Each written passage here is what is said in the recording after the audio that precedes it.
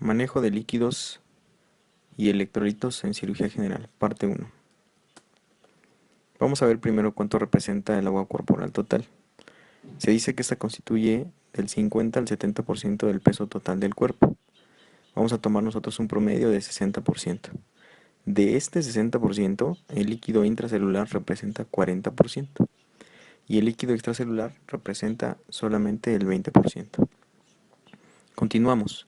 Del líquido extracelular, este 20% se va a dividir en el líquido intravascular, que va a representar el 5% de este 20%, y el líquido intersticial, que va a representar el 15% de este 20%. Se habla también de la importancia de un espacio que también se denomina transcelular, como es, no sé, el humor acuoso, las sinoviales, a nivel del espacio pleural y también a nivel del peritoneo, donde si se afecta alguno de estos compartimentos y comienza a retener líquido, también puede tener una importancia clínica. El agua corporal total va a cambiar dependiendo también de la edad, siendo el neonato el que tiene mayor porcentaje de agua corporal total, haciéndose cada vez menor o reduciéndose en los pacientes ancianos. Nosotros vamos a tomar como ejemplo siempre un 60% en el adulto masculino y en el adulto femenino un 50%. Nuestras fuentes de líquido. Nosotros ingerimos o obtenemos ese líquido a partir de dos fuentes. La exógena, que es de nosotros que vamos a estar consumiendo ese líquido, una ingesta promedio de 2500, y otra fuente que es la fuente endógena, a partir de nosotros, de lo que nosotros hemos consumido por los alimentos y por el metabolismo, nosotros también vamos a obtener más líquido. Ingresos diarios. Ok, tenemos aproximadamente en promedio unos ingresos diarios de 1500 mililitros ingeridos y 1000 mililitros que son producto de la oxidación, son 2500 en total. Las pérdidas diarias, estas nosotros las vamos a ver a través de la orina, a través de las heces y otro tipo de pérdidas que también nosotros como médicos, como cirujanos o dependiendo de la especialidad, también tenemos que tener en cuenta que son las pérdidas insensibles. Esas las vamos a ver más adelante, que también son 2500 en total, que nos daría un balance neutro. Las pérdidas insensibles son a través del sudor, a través de los pulmones. Obviamente van a aumentar cuando aumentan la taquicardia, la fiebre, el calor, en pacientes con quemaduras, pacientes diabéticos, en pacientes con diarreas, cirugía, vómito, aspiración gástrica, fístulas entéricas, traumas y diuréticos. Presión osmótica y presión oncótica. La presión osmótica es el intercambio de agua entre el espacio intracelular y extracelular y se da principalmente por los solutos. La presión oncótica es el intercambio de agua entre el espacio intravascular e intersticial y principalmente es por las proteínas. La proteína que juega el papel más importante en este tipo de presiones o la presión osmótica es la albúmina. Hay muchas cosas. Primero, hay cosas que tenemos que entender y otras cosas que tenemos que memorizar. Esta es algo que tenemos que memorizar y son las concentraciones de los líquidos en el extracelular. Realmente que nosotros conozcamos cuánto hay en el espacio intracelular, sí es importante que ustedes más o menos lo conozcan, pero lo que es medible, lo que es palpable, lo que ustedes van a solicitar dentro del laboratorio, va a ser lo del espacio extracelular. Realmente nadie les va a preguntar lo del intracelular. Y si realmente se los preguntan es porque o no tienen, o sus profesores no son clínicos o no tienen la menor idea de lo que realmente nosotros en la clínica vamos a utilizar. En este tipo de clases lo que nosotros vamos a ver es aterrizar las cosas, aterrizar lo que es palpable, lo que nos va a solucionar un problema de verdad y no estar aprendiendo cosas inútiles. O sea, es bueno que ustedes lo conozcan, es bueno que sepan que existe y qué concentración más o menos existe, pero memorizarlo realmente no les va a servir de mucho que sepan esto. Lo que realmente va a ser palpable y van a utilizar toda la vida va a ser esto, estas concentraciones de sodio, potasio, cloro, calcio, magnesio y bicarbonato, que son los más importantes y los que van a jugar un papel en la fisiopatología de las enfermedades. La presión osmótica es el movimiento de líquido por gradiente de concentración.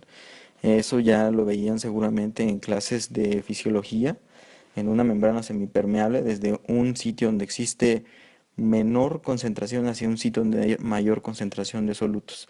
es cómo viaja el agua de un lugar de menor concentración hacia un lugar de mayor concentración de solutos. La presión osmótica es también el movimiento del líquido, pero este va a ser generado principalmente por las proteínas, como lo veíamos anteriormente. Dentro de las proteínas que nos va a jalar más agua va a ser la albúmina y es también el, eh, pues el estudio que le vamos a solicitar a este tipo de pacientes. Aquí vemos un ejemplo de un paciente que tiene ascitis y es un paciente que está haciendo fuga hacia el tercer espacio o hacia el espacio que decíamos anteriormente, que era el espacio transcelular, hacia el peritoneo, donde se escapa la mayor parte del líquido y ya tiene una relevancia clínica. La osmolaridad del plasma, este también son tres fórmulas que ustedes tienen que calcular. La osmolaridad, se puede calcular de dos maneras. Primero es sodio por 2 más glucosa sobre 18 más urea sobre 6. Si ustedes no disponen de urea y el laboratorio les reporta BUN, lo pueden tomar como BUN entre 2.8 y la osmolaridad normal va de 300 más menos 10 miliosmoles. Realmente esto también en clínica no nos va a ser de mucha ayuda. Esto lo vamos a ver principalmente en trastornos del sodio para ver si es hipoosmolar, si es isoosmolar o si es hiperosmolar. Lo que nos va a servir realmente va a ser la osmolaridad efectiva. La osmolaridad efectiva se calcula de la siguiente manera, es dos veces el sodio más glucosa entre 18. Y lo normal es que sea 2,85 más menos 10, o sea, de 2,75 a 2,95 es lo normal. Si está debajo de esto, va a ser un estado de hipoosmolaridad y si está por arriba, va a ser hiperosmolar. Realmente esto es lo que tiene relevancia clínica, esto es lo que nosotros calculamos continuamente y esto es lo que nos va a servir.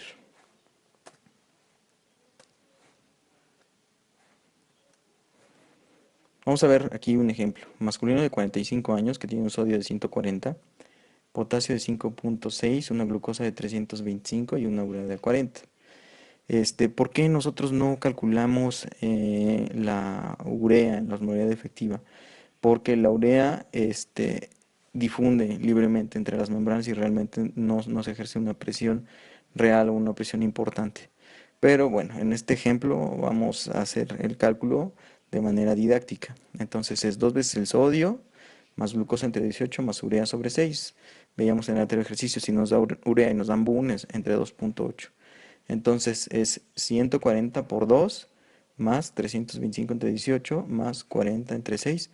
Vamos despejando, nos salen dos veces el sodio, son 280 más 18 más 6.6 igual a 304. Lo que vemos es un estado que está dentro de lo normal porque decíamos que la osmolaridad es de 300 más menos 10 y estamos en el parámetro.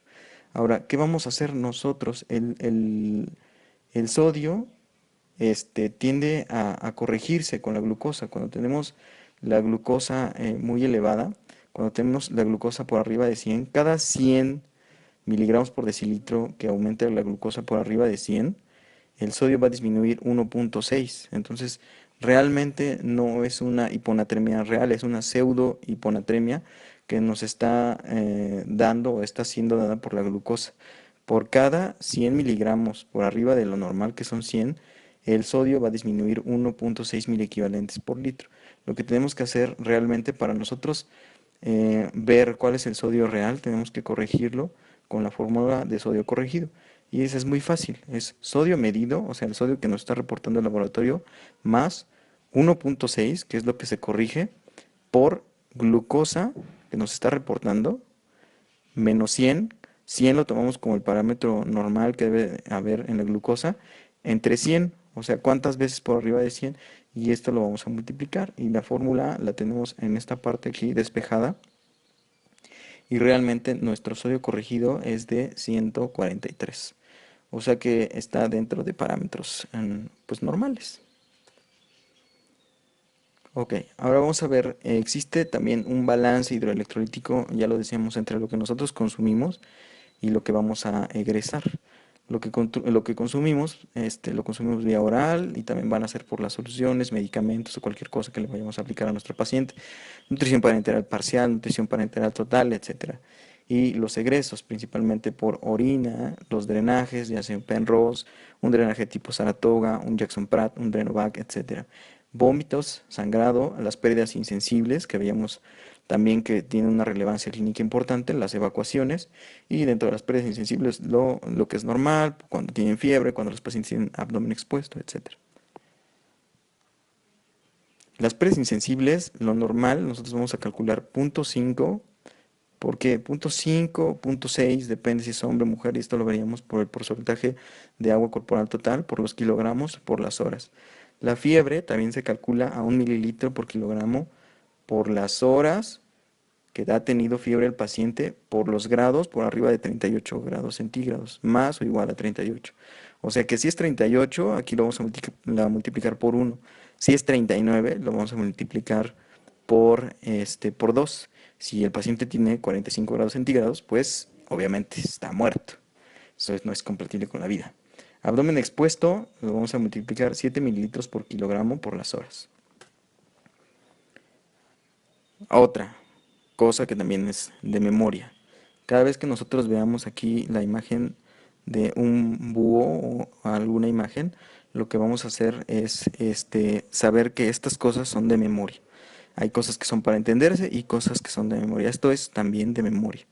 De memoria, cuánto es lo que se está excretando, cuánto se está produciendo, cuánto se está secretando a través de los diferentes lugares donde nosotros nos podemos encontrar a lo largo del tubo digestivo.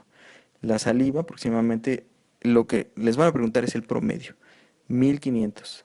En estómago, 1500. Duodeno, 1000. Ileón, 3000. En el colon no, porque el colon principalmente su función es de absorber más que de secretar. En el páncreas 500 y bilis 500 igual, ¿sale? Es importante que nosotros también, esto es muy poco probable que se los pregunten, pero sí lo tienen que entender, esto también es para entender, de qué tipo de electrolitos se encuentran dentro de cada una de las secreciones y qué tipo de trastorno hidroelectrolítico pueden ustedes tener. Por ejemplo, si nosotros tenemos una fístula pancreática, lo que vamos a tener nosotros es que las secreciones van a estar excretando principalmente sodio, potasio, cloro y bicarbonato. Entonces podemos tener hiponatremias, hipocalemias, hipocloremias y también trastornos del equilibrio ácido-base. Si estamos perdiendo bicarbonato, entonces vamos a tener principalmente una acidosis metabólica. Soluciones cristaloides. Vamos a ver los tipos de soluciones. Estas son las más utilizadas: glucosada, solución fisiológica, mixta y Hartmann. Existen también dependiendo de la tonicidad que ya veíamos anteriormente, o osmolaridad también, a veces lo manejan de manera indistinta, aunque ustedes ya conocen que no es lo mismo. Eh, Existen soluciones hipertónicas como cloruro del sodio al 5%, al 3% y glucosada al 10%. Aquí la glucosada es un poco en duda, porque a pesar de que tenga 100 gramos de glucosa, los pacientes lo que van a hacer con esa glucosa finalmente va a ser metabolizarla, y lo que a nosotros nos va a quedar va a ser agua libre. Isotónicas, solución Hartmann. Esta es una solución isotónica, realmente isotónica. La solución de cloruro de sodio 0.9 también se maneja como isotónica. Realmente no es tan isotónica, pero también la pueden utilizar. Pero utilicen más soluciones Hartmann, a menos que tengan un trastorno hidroelectrolítico como trastornos como hiponatremia o hipocloremia. Traten de utilizar soluciones fisiológicas. Si ustedes a los pacientes de manera indiscriminada les administran solución fisiológica, como se tiende a hacer en muchos lugares, fíjense lo que pasa con el cloro, fíjense lo que pasa con el sodio, no tanto, porque tenemos una capacidad nosotros pues realmente de regular bastante el sodio, pero el cloro sí, el cloro comienza a elevarse y en algunos pacientes podemos caer en una acidosis hiperclorémica. Entonces traten de no ser como todos, eso lo van a ver muy frecuente en los hospitales, que a todo paciente que llega luego le zumban una de cloruro de sodio a 0.9 sin importarles la patología o lo que tengan, y realmente el manejo de soluciones es más que eso, es más que poner 1000 para 8 a los pacientes, que lo vamos a ver más para adelante.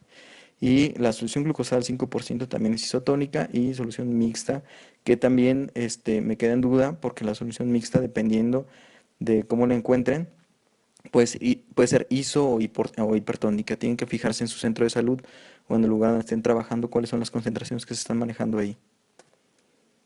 Soluciones hipotónicas, cloruro de sodio 0,45 y glucosa al 2,5%. Otra cosa que deben de saberse de memoria. Ustedes cuando van a un restaurante, lo primero que hacen es, pues obviamente piden pues la carta, ¿no? De la misma manera, esta es la carta que ustedes tienen para escoger de soluciones. Les dice el hospital, miren, aquí tenemos todas estas soluciones, dependiendo de la patología, ustedes van escogiendo qué es lo que le van a dar al paciente. Entonces, esto es de memoria, no es de memoria que sepan la osmolaridad, también es importante que la conozcan, pero esto sí no es de memoria, pero lo que sí es de memoria, desafortunadamente, es esto, las concentraciones. ¿Cuánto tiene una de cloruro de sodio al 5%?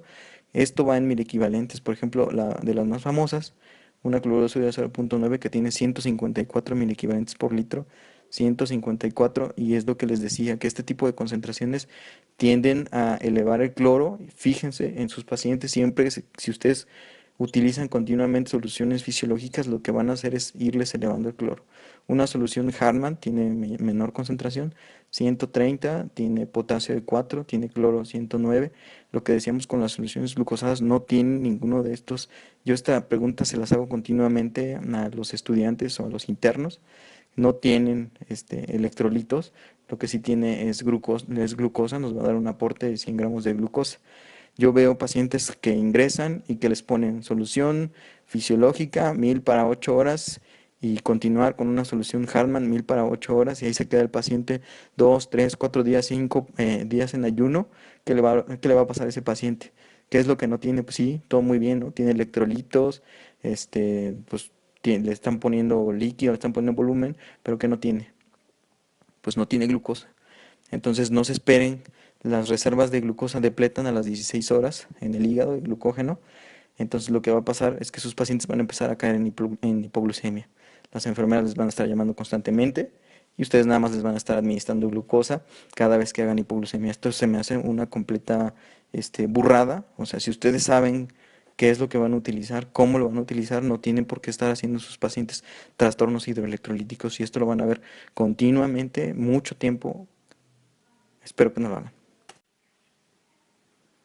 Bueno, para finalizar este video vamos a ver un ejemplo. Vamos a aterrizar todas las cosas, todo lo que vimos anteriormente, toda la teoría, para ver cómo se utiliza esto ya en la vida real. Primero, lo que vamos a calcular en un paciente normal va a ser lo siguiente: agua, sodio, cloro, potasio y glucosa. Es lo que básicamente así le tenemos de entrada que calcular a un paciente y después le vamos a ir moviendo a otras cosas dependiendo, pero esto es lo que tiene que tener un paciente de inicio y de entrada.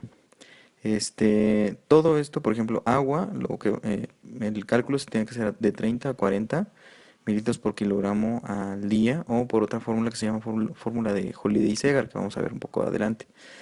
El cálculo rápido lo podemos estandarizar en un promedio de 35 mililitros por kilogramo por día. El sodio va a ser de 2 a 4 equivalentes por kilogramo día, el cloro 2 a 4 equivalentes por kilogramo día y el potasio de 1 a 2 equivalentes por kilogramo día. El potasio, siempre cuando nos llega un paciente hay que evaluar la función renal, hay que ver cómo está la creatinina. Si el paciente está sufriendo o tiene datos de insuficiencia renal aguda o crónica, entonces no le calculen de inmediato el potasio porque saben que esos pacientes van a hacer hipercalemia. Si ustedes les meten más potasio van a tener problemas. Y finalmente glucosa, la glucosa va de 100 a 150 gramos al día. El peso, ¿cómo le vamos a calcular por kilogramo de peso? Pues si llega un paciente, siempre en los libros nos ponen al paciente de joven de 25 años que mide 1,70 y que pesa 70 kilos y la realidad es que no es así. En la vida real vamos a tener pacientes obesos. México es uno de los principales países que tienen un problema de obesidad grave. Y si ustedes recuerdan, la grasa generalmente no tiene agua, entonces no le podemos calcular por el peso real que le estamos tomando y tampoco por el peso ideal. Lo que vamos a hacer es calculárselo siempre a los pacientes por peso ideal ajustado. Eso es. Entonces, por kilogramo de peso ideal ajustado por día. Primer caso clínico masculino de 27 años de edad, peso de 70 kilogramos con diagnóstico de colestitis crónica litiásica agudizada en espera de tiempo quirúrgico. Vamos a calcular las soluciones para 24 horas. Vamos a calcular agua, sodio, cloro, potasio y glucosa. Agua, entonces Holiday Segar nos dice bien bonito en el libro que los primeros 10 kilos son a 10 mililitros por kilogramo, los siguientes 10 kilos a 50 y el resto a 20 mililitros por kilogramo. Cuando yo lo leí la primera vez no entendí un pepino y vamos a explicarlo. Entonces, primeros 10 kilogramos, pesa 70, vamos a ocupar los primeros 10, entonces ya nos quedamos con 60 kilogramos. Entonces, 10 por 100 mililitros, los primeros 10 kilos nos da 1000 mililitros. Nos quedamos ya con 60 kilogramos de estos 70. Los segundos 10 kilos a 50, entonces 10 por 50 nos da 500. Entonces ya nos quedamos, quitamos los primeros 10, los segundos 10 kilos, ya nos quedamos con 50 kilogramos. Y el resto nos dice que a 20 mililitros por kilogramo. Entonces el resto es 50 por 20 igual a 1000. Entonces el resto aquí ya así pesara 72 kilogramos, pues aquí sería por 22. Si pesara, no sé, 76 sería por 26, etcétera. Y todo esto lo vamos sumando. Nos da un total de 2500 mililitros para 24 horas. En el cálculo rápido, como lo veíamos anteriormente, si se dan cuenta, el cálculo rápido es a 35. Entonces, si lo hacemos por cálculo rápido, es a 2450 mililitros al día. Y esto es lo que a lo que nos va a corresponder, que es muy similar a hacerlo por Holiday y Segar o hacer un promedio. Del sodio, también ya veíamos cuánto nos toca de sodio, de 2 a 4. Entonces, nada más hay que ver de cuánto podemos pasarle de sodio en 24 horas. Entonces, a este paciente, por el peso que tiene, que son 70 kilogramos,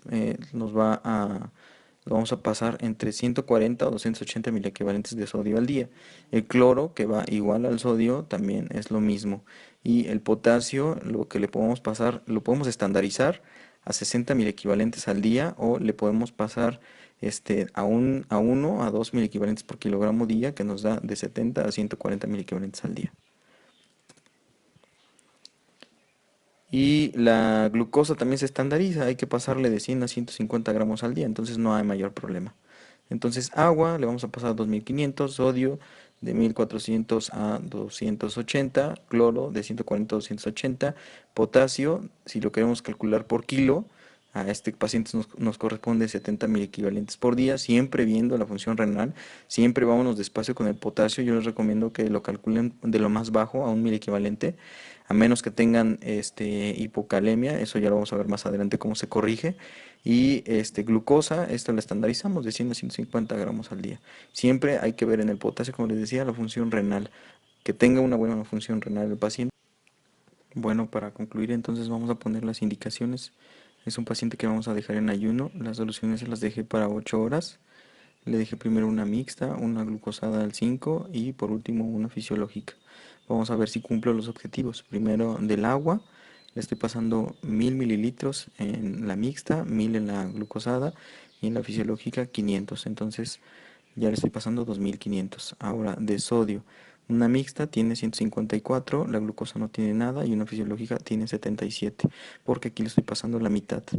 Entonces estoy pasándole en total 231 mil equivalentes. Y de cloro le estoy pasando lo mismo, 231.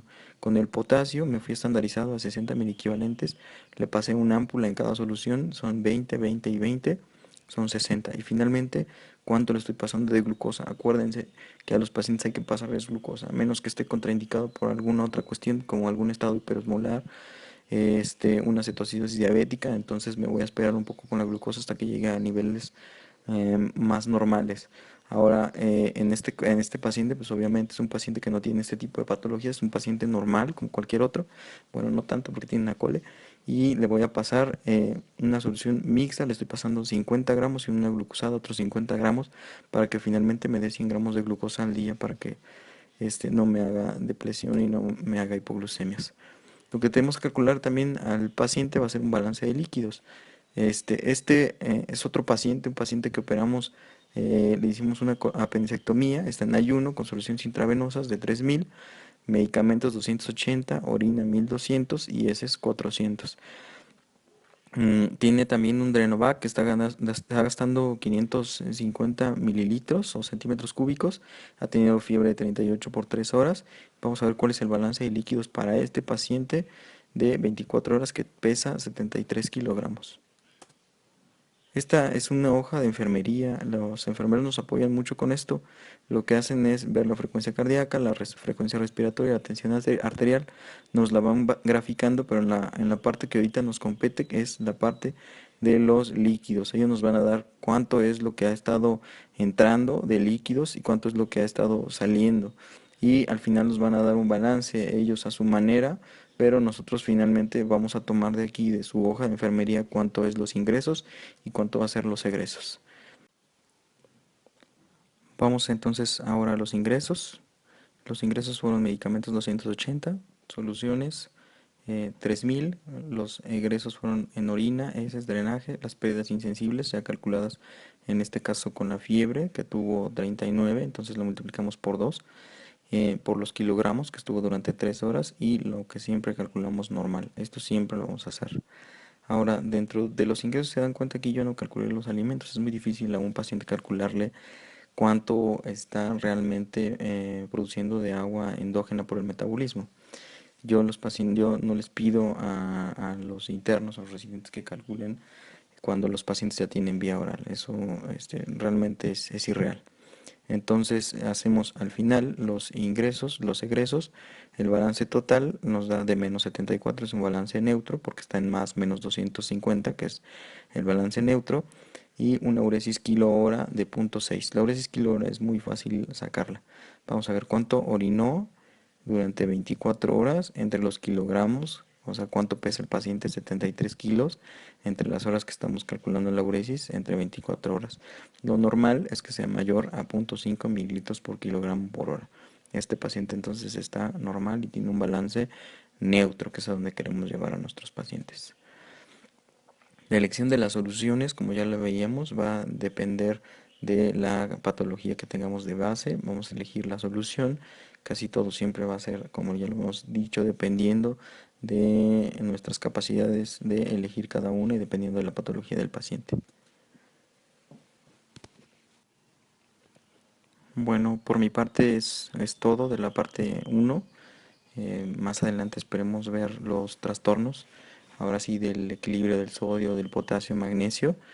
Ya los veremos con más calma, cómo se corrigen cada uno, porque también tiene pues su chiste, dependiendo también, y vamos a utilizar mejores las soluciones para escoger cada una de las patologías.